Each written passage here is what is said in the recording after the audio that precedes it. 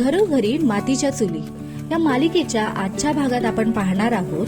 नानासाहेब घरी आल्यानंतर संपूर्ण कुटुंबासमोर बोलतात की मी कोर्टात सगळ्या गोष्टी खरं बोललो, फक्त एक गोष्ट खोटं बोललो, ती म्हणजे मला शिडीवरून कोणीही ढकलले नव्हते. तर माझी आता अशी इच्छा आहे की ज्या व्यक्तीने मला शिडीवरून ढकलले होते ती व्यक्ती माझ्या समोर यावी. हे सगळं झाल्यानंतर घरातले सगळेजण चकित होतात आणि एकमेकांकडे बघू लागतात. जानकी मनातल्या मनात फार दुःखी होते.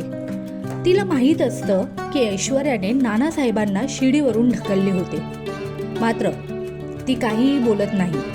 ऐश्वर्या मात्र विचारात पडते की आता नेमके काय करावे. मग तुम्हाला काय वाटते? ऐश्वर्या तिचा गुन्हा कबूल करेल का? ती सत्य स्वीकारेल का? आम्हाला कमेंटमध्ये सांगा.